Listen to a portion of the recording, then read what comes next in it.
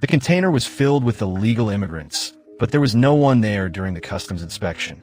The police chief knew that the container must have been modified, so he called one of his men to enter the bottom of the container. Then he came to the outside of the container and ordered his men to shoot. The position of the bullet hole instantly explained everything. He returned to the box and issued a warning. If he didn't come out obediently, he would shoot immediately. But the stowaway knew that he would be dead if he couldn't get out.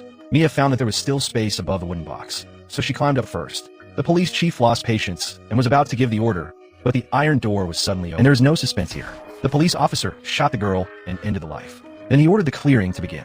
The bullet passed through the iron plate and shot into the house. Everyone was beaten into a sieve in an instant. Mia covered her mouth tightly with her hands for fear that she would make a sound. In the end, even the child who was lucky enough to survive, she couldn't escape the sound of a gunshot. After the police chief led the people away, she tremblingly took out her mobile phone. She sent a voice message to her husband, asking him to find a place to hide quickly or he would be shot by bullets. At first, she and her husband were actually in the same container, but unexpectedly, her tongue opened the door again midway. More stowaways rushed in instantly. After a period of confusion, Nick was arranged by tongue to another box. In this way, the two were completely separated. At this time, only Mia was left in the box, and this nightmare journey of surviving a desperate situation began. He didn't know whether his husband was alive or dead. He could only leave everything to God's will, but God didn't seem to care about him. A storm happened that night, and a ship was swaying on the sea. The captain wanted to save the ship. As a last resort, he ordered some containers to be discarded, and the box Mia was in was among them. When he woke up the next day, it was already dawn. The entire container had rotated 180 degrees. He looked out through the bullet holes and found that there was a vast ocean around him. She wanted to contact her husband, but the screen of her phone was broken. She took out her spare phone, but forgot the password. What was worse was that the child in her belly had not made any movement for a long time. At this time, the sea water was still looking in. He immediately opened the wooden box to search for supplies. One box was filled with crisper boxes, another box was filled with sports coats, and even an LCD TV box, but there was no food or drink. She came to ask for instructions to seal the leak. Then there was a heartbreaking roar from outside. She looked outside and realized that it was the box number 107 where her husband was. It was sinking rapidly. After a while, it disappeared into the sea. When she was desperate, she took out her small bag and prepared to die with her husband. But then her stomach suddenly moved and the baby kicked her in the stomach. Mia gave up the idea of committing suicide. Because he couldn't bear to let his baby die too, he started to survive. The first thing he had to solve was food. He opened the last wooden box and expected a surprise, but the director was not so kind and gave him another box of crisper boxes. He scolded the director and the screenwriter, but the sealing strip was still useful. He used it and taped to plug the leaking hole. Then he found a piece of hose and quickly solved the leakage and drainage problems. He wrote on the tape to record the daily date and the highest water level. He also carried a piece of bread and 2 bottles of fresh water in his luggage, and some simple outdoor supplies. Then the phone suddenly rang. Thank God it was my husband. It turned out that Nick was not dead.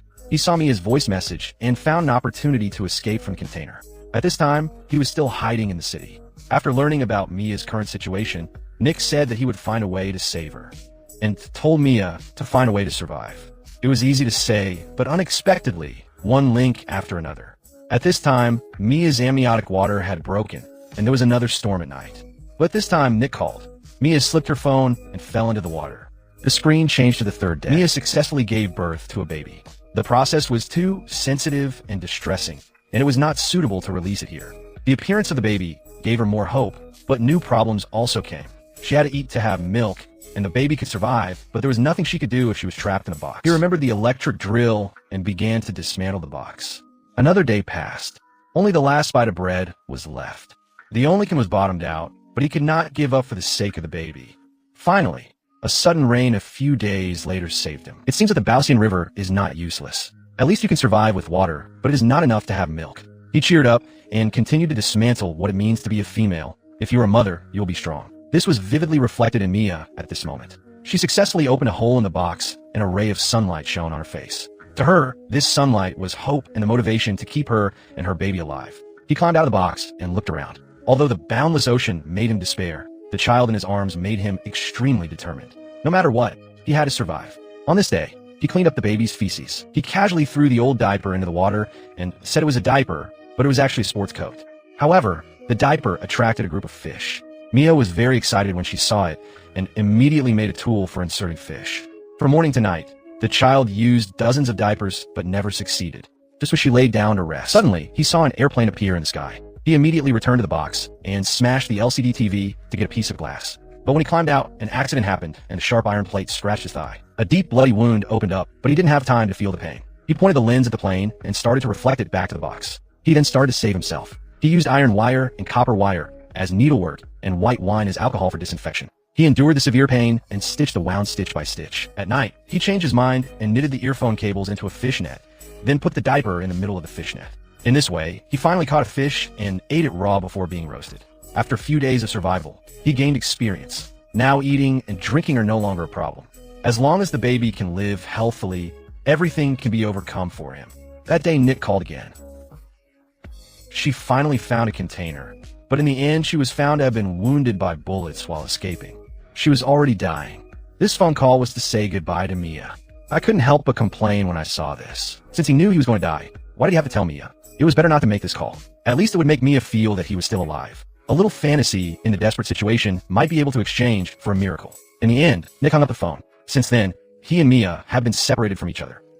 20 days had passed, and the inside of the box had been filled with seawater. Mia had no choice but to hold on to the top of the box. She made a simple survival method using a crisper box and a wooden board. Then she used a headphone cord to wrap a rope around one end and tied it to the survival method, and the other end was tightly tied to her wrist. At this time, a seagull suddenly appeared. Mia was very surprised to see her because it meant that there must be land nearby. The container sank. Mia struggled to hold on to the survival valve. She accumulated a lot of fish bones in order to attract more seagulls. She floated like this for who knows how long and was finally discovered by a pair of women who were going to sea. The two immediately launched a rescue operation. After dragging the survival valve up, they discovered that there was actually a baby inside. At this time, the woman found the strap and began to continue dragging. Seeing this, I don't know if Mia is still alive. But as a commentator, I must tell you earlier that Mia was successfully revived in the end. Although this may not be logical, doesn't such a brave mother deserve a perfect ending?